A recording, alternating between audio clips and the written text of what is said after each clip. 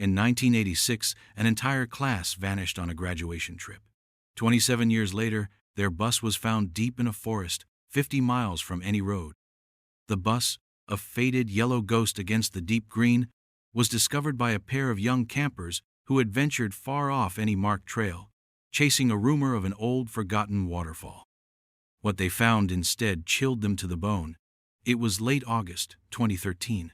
The air in that part of the woods was always damp, heavy with the smell of pine and decay. The campers, Ben and Sarah, had been hiking for 3 days, confident in their skills, their GPS, their adventure. Then, through a thicket of overgrown rhododendrons, Ben saw it, a shape that didn't belong, a flicker of unnatural color, yellow. He called out to Sarah, his voice hushed, suddenly uneasy. This wasn't right. Nothing this large should be here, so far from civilization, swallowed by the wilderness. They pushed through the last branches, scratching their arms, their hearts beginning to pound a little faster. And there it was. An old school bus, tilted at an angle, its front wheels sunk deep into the soft earth, as if it had tried to burrow itself away from the world. Rust had eaten away at its edges, painting trails of orange down its sides. The windows were mostly intact, but filmed with years of grime, reflecting the dense trees like dark, vacant eyes. One window near the back was cracked, a spider web of lines spreading from a single point of impact. What could have done that? Out here. The silence was profound, broken only by their own ragged breaths and the distant caw of a crow. It felt like trespassing on something sacred or deeply wrong. Sarah whispered, her voice barely audible. Is that real? Ben nodded, unable to speak for a moment. He'd heard stories, of course. Everyone in the county had. The lost class of 1986. The bus that drove off the face of the earth with 22 students and 2 teachers on their way to Willow Creek Campground for a graduation celebration vanished. No trace, no wreckage, no ransom note, just gone. Until, it seemed, now, he felt a wave of cold wash over him, despite the humidity. 50 miles from the nearest paved road, the sheriff had said back then. More, probably. How did it get here? There were no logging roads this deep, no paths wide enough for a vehicle this size. It was impossible. He took a step closer, then another. The school district's name was still faintly visible beneath the rust and dirt on its side. Oak Haven County Schools. A shiver traced its way down Ben's spine. This was it. There was no doubt. He fumbled for his phone, his fingers clumsy. No signal. Of course. They were too deep. They'd have to hike back, mark the spot. He looked at Sarah. Her face was pale. We need to tell someone, she said, her eyes wide, fixed on the silent, hulking machine. But a morbid curiosity, a pull they couldn't resist, drew them towards the door. It was slightly ajar, as if someone had tried to get out, or perhaps someone had tried to get in long ago, or maybe it had just settled that way over the decades. Ben reached out, his hand trembling slightly, and pushed. The hinges groaned, a terrible, drawn-out sound that echoed in the unnatural stillness. The smell that wafted out was old, musty, and something else, something unsettling, something that hinted at more than just time and neglect. They had to look. They knew they shouldn't, but they had to know what was inside. Inside, the darkness was thick. Light struggled to penetrate the grimy windows. Dust motes danced in the few stray beams that made it through. The seats were tattered, stuffing spilling from rips in the vinyl. But it wasn't just dust and decay. There were things left behind. A single, mud-caked sneaker lay in the aisle.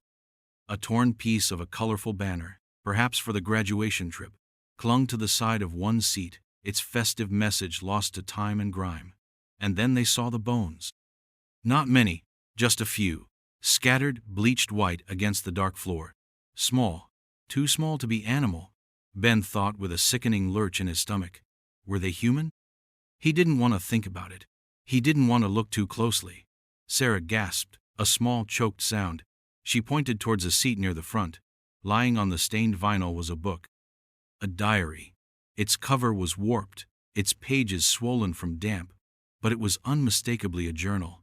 Its presence there felt both ordinary and deeply, terribly wrong. Who would leave a diary behind? Unless they couldn't take it with them. Ben reached for it, a sense of dread mixing with an urgent need to understand. This bus, lost for 27 years, had secrets. And this diary, he felt, held the key to at least one of them. He carefully picked it up. The paper was fragile. He opened it to a random page. The handwriting was neat, a looping cursive, and the date at the top of the page made his blood run cold. It was a week after the bus had officially been declared missing. How was that possible? What happened here? The discovery hit the local news like a thunderclap, then spread, a wildfire of speculation and reignited grief. Oak Haven County hadn't forgotten the class of 1986. Their disappearance was a raw wound, a collective trauma that time had scabbed over but never truly healed. Now, the scab was ripped away. The grainy cell phone pictures Ben and Sarah had managed to take once they got a signal, pictures of the bus, the eerie interior, the diary, were plastered everywhere.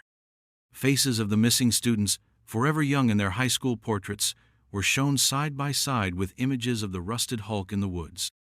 Hope, long dormant, flickered painfully in the hearts of the few remaining parents and siblings. Was this closure, or the beginning of a new nightmare? Sheriff Brody, a man who'd been a rookie deputy back in 1986, felt the weight of those 27 years pressed down on him. He'd been on some of the initial searches. He remembered the frustration, the dead ends, the woods that yielded nothing but silence. Now the woods had finally spoken. But what were they saying? His team, along with state investigators, cordoned off the area. It was a logistical nightmare just getting personnel and equipment to the site. They had to cut a rough path, miles long, just for ATVs. The bus itself was a fragile crime scene, a time capsule of tragedy. Forensic anthropologists were called in to examine the bones. They were confirmed to be human but fragmented, gnawed by animals. Scattered. Not enough for a full count. Not yet. Not enough to say who they belonged to. But the presence of any human remains was a grim confirmation of the darkest fears. What had happened to these kids? The bus was 50 miles from its intended route, 50 miles from any known road it could have taken. There was no sign of a crash, no impact damage to the front that would suggest it had careened out of control and somehow, miraculously, plowed through miles of dense, old-growth forest. It was just there, as if it had been dropped from the sky, or driven by someone who knew these woods in a way no one could fathom. The diary was the strangest clue of all. Its pages were carefully dried and analyzed. The ink was real, period appropriate. The handwriting matched samples from one of the missing students, a girl named Laura, and the dates. They continued for nearly 2 weeks after the bus officially vanished. The entries were sporadic, filled with fear, confusion, and increasingly, despair. They mentioned dwindling food, strange noises in the woods, the teacher, Mr. Henderson, trying to keep spirits up, but there was no explanation for how they got there or why they couldn't leave. The last entry was short, almost illegible. He's coming back. We have to hide. God help us. Who was he, and why did they have to hide? The questions piled up, each one darker than the last. The bus was a coffin, and the diary was its cryptic, horrifying epitaph. The families clamored for answers, the media for a story. Sheriff Brody felt like he was drowning in the echoes of the past. They found clothes, backpacks, remnants of lives cut short, a half-finished crossword puzzle, a lucky rabbit's foot, a letter home that was never sent. Each item was a fresh stab of pain. But still, the central mystery remained. How did the bus get there, and what terrible fate had befallen its passengers? The forest held its secrets tight. For 27 years it had guarded this metal tomb. Now it was slowly, grudgingly, giving them up. But the truth, Brody suspected, was going to be far worse than anyone imagined. The investigation into the bus itself yielded more questions than answers. Mechanics examined what was left of the engine, the chassis. There was no catastrophic failure that would explain it being abandoned. It had fuel in the tank. Not much, but some. The tires were intact, though deflated and rotted. There was no sign of a violent crash, no major collision damage. The cracked window at the back seemed to be from something inside, or a localized impact, not a rollover or a major accident. It was as if someone had parked it there, turned off the ignition, and walked away. But why? And how could they have driven it through such dense, untamed wilderness? The terrain was brutal, steep inclines, thick undergrowth, ancient trees packed close together. No logging company had ever dared to venture this deep. The experts brought in to assess the route, or lack thereof, were baffled. They said it would have taken a specialized all-terrain vehicle, or immense, almost impossible effort, to clear a path. Yet, there were no signs of extensive tree felling or path clearing around the bus. It was just there, embedded in the forest floor like a rotten tooth. The bones were slowly being identified. Forensic odontology dental records painstakingly compared. So far, 3 students. The grief was renewed, sharp and agonizing for their families. For others, the wait continued. The small number of remains found was also a puzzle. If the bus was their final resting place, where were the others? Had some wandered off? Been taken? The diary spoke of fear, of hiding. Hiding from what? Or whom? Investigators pored over Laura's words again and again. Strange noises in the woods. Animals, most likely. Or was it something else? He's coming back. This he was the focus of intense speculation. Was it one of the teachers? A student who had snapped? Or someone, something, outside the bus? The diary mentioned Mr. Henderson, one of the 2 chaperones trying to keep order rationing food. The other chaperone, Mr.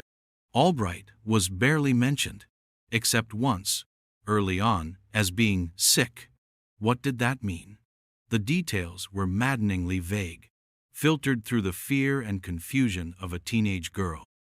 The media frenzy was relentless. Theories bloomed like poisonous fungi. Cults, government experiments, even supernatural explanations. Sheriff Brody tried to stick to the facts, to the evidence. But the evidence was painting a picture that made no rational sense. The bus shouldn't be there. The state it was in suggested not a sudden catastrophe, but a slow, agonizing period of decline. The few personal items found spoke of normal lives, abruptly interrupted. A history textbook with a bookmark in Chapter 10, a cassette tape of a popular band from that era. A half-eaten chocolate bar, now petrified. Each discovery was a small, silent scream from the past. The pressure on Brody was immense. From the state, from the families, from his own conscience. He'd been a young man when they disappeared. Now he was nearing retirement, and this case, cold for nearly 3 decades, had landed squarely back in his lap, more disturbing than ever. He found himself walking the perimeter of the bus site late at night. When his team had left, the generators shut down, the silence of the forest pressing in. What happened here? He'd asked the trees, the wind. What did you see? The woods, as always, kept their counsel. But he felt a growing certainty that the answer wasn't in the bus itself, but in how it got there. And in who, or what, had brought it to this forsaken place. The lack of a clear path to the bus site continued to confound everyone.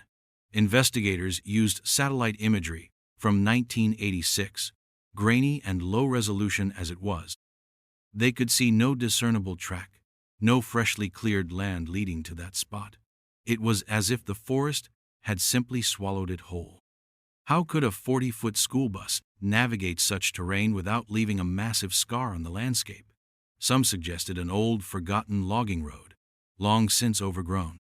But extensive surveys of historical maps and aerial photos turned up nothing. No road, no track, not even a game trail wide enough. It was a physical impossibility. This led to wilder theories. Had it been airlifted? But by whom and why? And how could such an operation go unnoticed? The sheer weight of a bus would require a massive helicopter, something not easily concealed. There were no records of such a flight. No debris field, if something had gone wrong. The impossibility of its location was a constant, gnawing question mark, hanging over the entire investigation. Inside the bus, the team continued their meticulous work. They found more personal effects, hidden in seat pockets, under cushions, as if hastily stowed. A silver locket, tarnished black, with a tiny faded photo of a smiling couple inside. A boy's watch, its hands frozen at 3:17. Was that the time it happened? Or just the moment the watch finally died? The diary entries, especially the later ones, became the focus. Laura wrote of increasing despair. Mr. Henderson is trying his best, but we're all so hungry. He went looking for help 3 days ago. He hasn't come back. This was a new, horrifying piece of information. One of the teachers had left them. Did he make it out? Or did he too perish in the wilderness? There was no mention of Ms. Albright's fate. If Mr. Henderson left, who was in charge? Who was the he Laura feared was coming back? The narrative in the diary was fractured, fear-soaked. The noises are closer now. John thinks he saw eyes watching us from the trees last night. I'm scared. We're all scared. Who was John? Another student. The roster of the missing was checked again. John Miller. His remains hadn't been identified yet. Sheriff Brody felt they were chasing ghosts. The physical evidence told a story of abandonment and slow decay. The diary told a story of fear and a looming, unnamed threat. But the two stories didn't quite connect. How did a simple graduation trip turn into this isolated, desperate struggle for survival, 50 miles from anywhere they should have been? Was there a hijacker? The diary didn't mention one. A catastrophic wrong turn? But no driver, no matter how lost, could have ended up here without immense, deliberate effort, or immense, terrifying coercion. The local community was on edge. Old fears resurfaced. People who lived on the fringes of that vast forest reported strange things from back then. Lights in the woods, unsettling sounds. At the time, they were dismissed. Now, every half-forgotten memory was being dredged up, re-examined. Brody received a dozen calls a day with theories, with information. Most of it was useless, but he listened to it all, because somewhere, someone had to know more than what the silent bus and the faded diary were telling him. He just didn't know who. The weight of those 22 lost students, and their 2 teachers, pressed heavily on his shoulders. He needed a break in the case, a real one. Not just another bone, another tattered piece of clothing. He needed a witness, a voice from the past. But after 27 years, what were the chances of that? Then, 6 days after the news of the bus discovery broke worldwide, it happened. A man walked into the Oak Haven County Sheriff's Department. It was a Tuesday morning, the station buzzing with the usual controlled chaos, amplified by the ongoing investigation. The duty sergeant, a young woman named Miller, looked up as the door opened and an older man shuffled in. He was thin, gaunt, with eyes that looked like they hadn't slept properly in decades. His clothes were worn, but clean. He clutched a crumpled baseball cap in his hands, his knuckles white. He looked around the small lobby, at the wanted posters, the public service announcements, then his gaze settled on Sergeant Miller. He took a hesitant step towards the counter. "Can I help you?" Miller asked, her voice polite, professional. The man swallowed, his Adam's apple bobbing. He opened his mouth, then closed it, as if the words were too heavy. He tried again.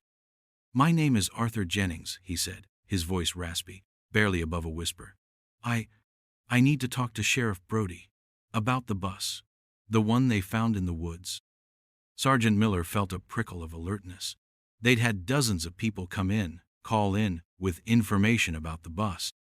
Most were well-meaning, some were cranks, a few were just lonely, but there was something about this man, his eyes.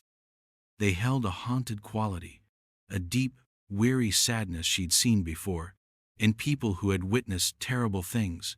"About the bus?" she asked, keeping her tone even. "Do you have some information for us, Mr. Jennings?" He nodded slowly. His gaze dropped to the counter, then back up to hers. "More than information," he said, his voice cracking slightly. "I know what happened. I know how it got there. I know about the children. Miller's training kicked in. She reached for her radio, her eyes never leaving the man. But before she could speak, Arthur Jennings said the words that made the air in the station seem to freeze. He said, "I was the driver, not the regular one. I was the one that day." A long pause, then. I took them there. The silence in the lobby was suddenly absolute. The buzzing of the fluorescent lights overhead seemed deafening. Sergeant Miller stared at him, momentarily speechless. The driver? But the driver of the bus, a man named Henderson, was one of the missing, presumed dead. His name was on the manifest. Or so everyone had thought. This Arthur Jennings, who was he? And what terrible truth had he carried for 27 years? Sheriff Brody sat across from Arthur Jennings in the small, sterile interview room. The air was thick with unspoken words, with the ghosts of 1986. Jennings looked older than his 50-odd years, his face a roadmap of hardship, and something Brody could only describe as soul-deep weariness. He hadn't spoken much since his initial bombshell statement in the lobby. He just sat there, twisting his cap, waiting. Brody had spent an hour trying to find any record of an Arthur Jennings connected to Oak Haven County Schools in 1986. There was nothing. No employment record, no volunteer list. "Who are you, Arthur?" Brody finally asked, his voice calm, measured. Jennings looked up, his eyes meeting Brody's for the first time. They were filled with a profound, almost unbearable sorrow. "I was a mistake," he whispered. "A terrible, terrible mistake." He took a shaky breath. "I wasn't supposed to be driving that bus. The regular driver, Mr. Peterson, called in sick that morning. Real last minute. They were scrambling. My brother-in-law, he worked maintenance for the school district. He knew I had a commercial license, knew I was between jobs. He called me, said it was an easy run, just take the kids to Willow Creek, then pick them up a few days later. A favor. Good pay for a day's work." Brody listened, his mind racing. This was new, completely new. If Jennings was telling the truth, it rewrote the entire initial narrative. But why had he never come forward? Why stay silent for 27 years while families grieved, while an entire county remained haunted? "What happened on that trip, Arthur?" Brody pressed gently. "Why did you take them into the woods?" Jennings flinched, as if struck. "I didn't mean to," he said, his voice choked. "Not like that. Not there." He closed his eyes for a moment, and when he opened them, they were glistening. "We were on the highway, maybe an hour out of town. Everything was fine. The kids were singing, excited. Graduation trip. You know. Then the men appeared." "Men?" Brody leaned forward. "What men?" "There was a car, an old sedan, beat up. It forced us over. Pulled in front, slammed on its brakes. I had to swerve to avoid hitting it. Nearly lost control. 3 of them got out. They had guns." Brody felt a cold knot form in his stomach. Guns? This wasn't a wrong turn. This was an abduction. "They wanted the bus," Jennings continued, his voice barely a tremor. "They told me to drive. One of them sat next to me, a rifle pointed at my head. The other 2, they kept the kids and the teachers quiet in the back. They had a map, an old hand-drawn thing. They directed me off the highway, onto a dirt road, then another, each one rougher, more remote than the last. I didn't know where we were going. I just drove. What else could I do?" He paused, swallowing hard. They drove for hours, deeper and deeper into the forest. The kids were terrified, silent. The teachers, Mr. Henderson and Mr. Albright, they tried to be brave, but I could see the fear in their eyes. Miss Albright, she had some kind of medical condition, I think. She looked pale, unwell, even before this started. The man next to me, he didn't talk much, just grunted directions. "Turn here, go faster, don't try anything stupid." Brody asked, "Did they say what they wanted? Money? Ransom?" Jennings shook his head. "No, nothing. They just wanted us away, hidden." After what felt like an eternity, we came to a place where the trees were too thick. The man with the map said, "This is it. Get it in as far as you can." I tried. I pushed that bus through brush, over rocks, until it just wouldn't go any further. That's where they left it. Where you found it. They told everyone to get out. They took our wallets, any jewelry. But it didn't feel like a robbery. It felt like they were stranding us, erasing us. And then? Brody prompted. What happened to the men? Jennings looked down at his hands. They made us walk, further into the woods. To a clearing. There was an old cabin there, dilapidated, barely standing. They forced us inside. Said if we stayed quiet, if we didn't try to leave, we wouldn't get hurt. They said someone would come for us. It was a lie. Of course it was a lie. They boarded up the one window, barricaded the door from the outside, and then they left. We heard their car drive away. And then, just silence. The most terrible silence I've ever known. 24 people, trapped in a decaying cabin, miles from civilization, with no food, no water, no way to call for help. The story Arthur Jennings unraveled was a descent into a nightmare. He told Sheriff Brody how Mr. Henderson, the history teacher, immediately took charge. He was a former military man, calm under pressure. He tried to keep spirits up, organized rationing of the few snacks the students had in their bags. Ms. Albright, the other teacher, was fading fast.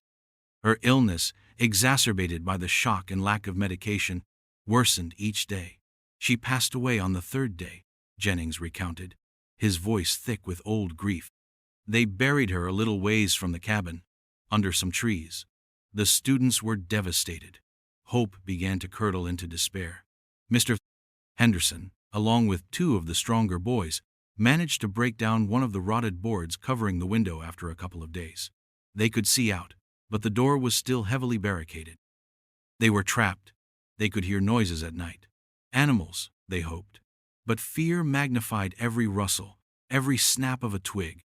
The diary Laura wrote, Jennings explained, was her way of coping, of documenting. He remembered her, a quiet, observant girl, always writing. After about a week, with no sign of rescue and their meager supplies gone, Mr. Henderson made a decision. He had to go for help. He was the only one with any real outdoor experience. He and one of the older students, a boy named Mark, would try to find their way back to the bus, hoping something was left there, or try to follow the faint tracks the captor's vehicle had made. They pried more boards from the window, just enough for a man to squeeze through. Mr. Henderson and Mark slipped out one pre-dawn morning. They promised they'd be back, or send help. They never returned. That's when the real terror set in for those left behind, Jennings said.